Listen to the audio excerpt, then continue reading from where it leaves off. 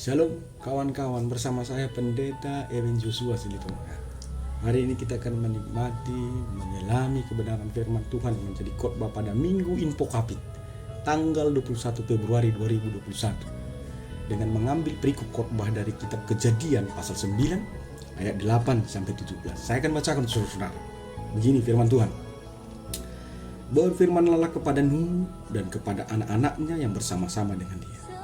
Sesungguhnya aku mengadakan perjanjianku dengan kamu dan dengan keturunanmu, dan dengan segala makhluk yang bersama-sama dengan kamu, burung-burung, ternak, dan binatang-binatang liar di bumi yang bersama-sama dengan kamu, segala yang keluar dari bahtera itu, segala binatang di bumi. Maka kuadakan perjanjianku dengan kamu bahwa sejak ini tidak ada hidup yang akan dilenyapkan oleh air bah lagi, dan tidak ada lagi air bah untuk memusnahkan bumi. Dan Allah berfirman, inilah tanda perjanjian yang kuadakan antara aku dan kamu serta segala makhluk yang hidup yang bersama-sama dengan kamu turun-menurun untuk selama-lamanya. Busurku kutaruh di awan, supaya itu menjadi tanda perjanjian antara aku dan bumi. Apabila kemudian kudatangkan awan di atas bumi dan busur itu tampak di awan, maka aku akan mengingat perjanjianku yang telah ada antara aku dan kamu serta segala makhluk yang hidup, segala yang bernyawa, sehingga segenap air tidak lagi menjadi air bah untuk memusnahkan segala yang hidup. Jika busur itu ada di awan, maka aku akan melihatnya sehingga aku mengingat perjanjianku yang kekal antara Allah dan segala makhluk yang hidup, segala makhluk yang ada di bumi. Berfirmanlah Allah kepada Nuh, inilah tanda perjanjian yang kuadakan antara aku dan segala makhluk yang ada di bumi. Dengan mengambil rema, janji, dan kuasa Allah. Saudara-saudaraku, teks ini sangat kaya dan sangat dalam, dan menjadi satu rema dan renungan yang luar biasa jika kita mau membuka hati kita sedikit untuk menyelami kedalaman kebenaran firman Allah. Pertama, saya mau katakan kepada saudara, kalau kita belajar dari kisah ini, kawan-kawan, saya mau katakan karena manusia, maka Allah membunuh segala yang hidup melalui air bah. Karena manusia, saya ulangi sekali lagi, karena manusia maka bumi celaka, karena manusia maka hewan-hewan celaka, karena manusia tanah terkutuk, karena manusia tumbuh-tumbuhan terkutuk, karena manusia air terkutuk, karena manusia udara tertutup, karena manusia maka segala yang bernyawa mati karena itu. Karena manusia. Tapi dalam perikop ini dikatakan juga karena manusia, seorang manusia yang bernama Nuh, maka perjanjian perdamaian seumur dan selamanya kekal terjadi.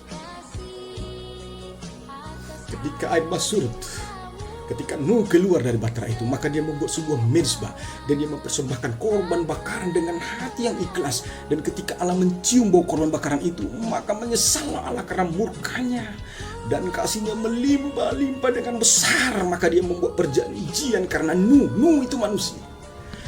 Poinnya yang mau saya katakan kawan-kawan adalah betapa berharganya kemanusiaan itu di mata Allah. Kenapa saya katakan kemanusiaan kita ini berharga di mata Allah?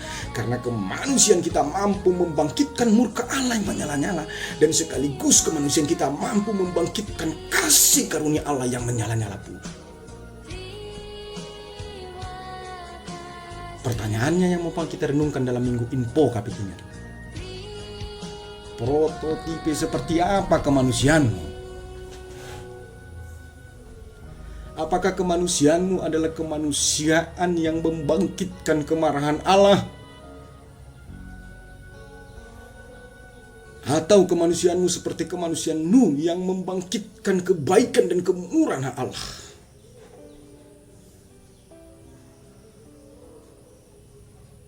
Celakalah engkau jika kemanusiaanmu sampai hari ini adalah kemanusiaan yang membangkitkan murka Allah yang menyala-nyala hanya karena engkau, maka istrimu celaka, maka suamimu celaka, maka anak-anakmu celaka, dan orang di sekitarmu celaka karena engkau.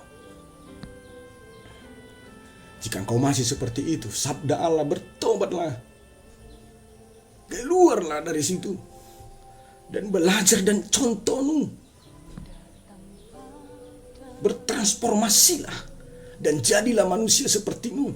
Manusia yang membangkitkan kemurahan dan kebaikan Allah. Sehingga memberkati anaknya, memberkati istrinya, memberkati lingkungan yang ada. Bayangkan jika manusia-manusia di Indonesia ini adalah manusia-manusia yang membangkitkan kemurahan Allah, maka Allah memberkati Indonesia, memberkati tanah Indonesia, memberkati air Indonesia, memberkati laut Indonesia, memberkati cuaca Indonesia, memberkati atmosfer Indonesia. Tapi dalam hal yang sama juga, jika masyarakat Indonesia ini adalah masyarakat yang membangkitkan murka Allah yang menyala-nyala,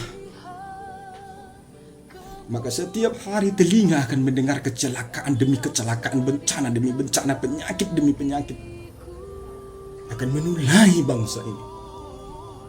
Karena manusia, maka semua di sekitarnya celaka. Tapi karena manusia juga semua diberkati. Tapi firman ini diberitakan, tapi firman ini dikhotbahkan, agar saya, kamu, kita semua yang mendengar perkhotbah ini menjadi manusia yang membangkitkan kebaikan dan kemurahan. Kawan-kawanku, saudara-saudaraku yang saya kasih dalam Kristus Yesus Tuhan, ada satu tamparan keras yang dilakukan Allah di sini, yang menampar orang-orang pembenci, pendendam. Coba bayangkan, Allah yang Maha Kuasa mau berdamai dan berjanji dengan manusia yang tak berkuasa. Coba bayangkan Allah yang Maha Tinggi mau berjanji, mau berdamai dengan orang manusia yang berdosa dan tak berdaya. Bayangkan Allah yang benar, Allah yang perkasa, Allah yang Maha Tinggi mau berdamai, bro. Mau berdamai, mau berjanji. Kenapa saya dan kamu yang di dalam kandungan ibu kita sudah berdosa, lalu kita lahir ke bumi ini juga berdosa dan makin besar jadi bajingan, kita tidak bisa saling memaafkan, kita tidak bisa saling berjanji untuk perdamaian. Bullshit, kita akan celaka. Apa kita lebih baik dari Allah? Tamparan keras bagi kita. Firman Tuhan menginginkan kita meniru Allah kita. Hari ini jika ada persetujuan di dalammu, dengar baik-baik, Allah mau berdamai, sekalipun Dia yang Maha Tinggi. Maka berdamailah dengan mereka, buatlah perjanjian perdamaian. Masakan membuat perjanjian untuk mencelakakan orang kita mau, tapi membuat perjanjian untuk mendamaikan, untuk membenarkan, meluruskan, dan membangun dan memperbaiki kita tidak mau. Di tengah-tengah gereja banyak orang mau duduk bersama, membuat perjanjian, menaikkan untuk mengusir pendeta, mengusir pelayan karena tidak cocok di hatinya. Padahal itu cocok di hati Allah, dia mau. Tapi kalau disuruh duduk membuat perjanjian untuk melakukan yang baik terhadap gereja itu, melakukan yang baik terhadap hamba Tuhan itu, tidak mau. Banyak sekali alasan bullshit, itu ada kecelakaan. Dan itulah yang merusak sistem bangunan, sistem spiritual dalam tengah-tengah gereja. Bagaimana engkau meringankan tanganmu, meringankan kakimu untuk membuat perjanjian yang isi dan notabene perjanjian itu adalah jahat. Tapi engkau berberat tangan dan berberat kaki dan berberat hati untuk melakukan perjanjian duduk sama untuk sesuatu yang baik dan perbaiki. Celaka. Kita berdoa, hari ini kita sedang dirawat Tuhan melalui firman ini. Hari ini kita sedang disapa Tuhan melalui firman ini. Ayo kita berdoa, kita mulai dari kita sendiri. Mau berdamai untuk kita, bro. Saudaraku, mari kita berdamai sesama orang yang berdosa. Dan yang ketiga saya mau katakan, bukti dari perjanjian itu Tuhan buat melalui pelangi, halibutongan dalam bahasa Batak.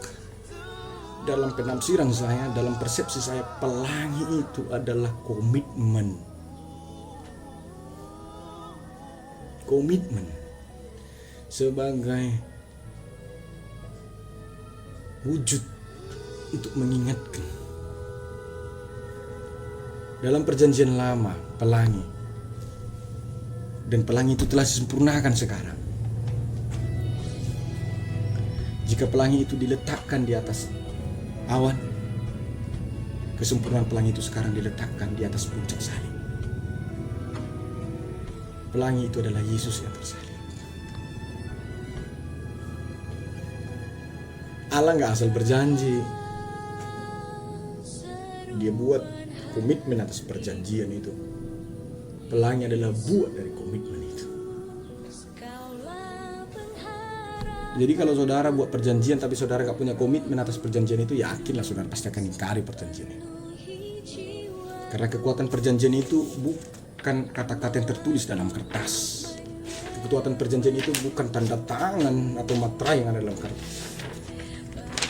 Tapi kekuatan perjanjian itu adalah komitmenmu atas apa yang kau tulis, komitmenmu atas apa yang kau tanda tangani, komitmenmu atas apa yang kau materaikan.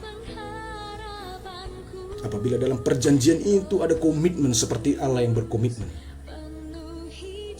maka engkau tidak akan mengingkari janji. Karena itu, jika saudara ingin menikmati janji dan kuasa Allah,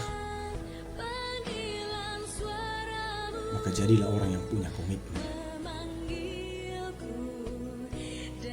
Hari ini Allah berjanji ada perdamaian untuk kita. Lebih baik mungkin kau bisa menikmati janji itu kalau kau gak mau berdamai dengan sesama. Hari ini Allah berjanji ada kuasa yang disediakan untuk kita. Tapi bagaimana mungkin kita bisa menikmati kuasa Allah itu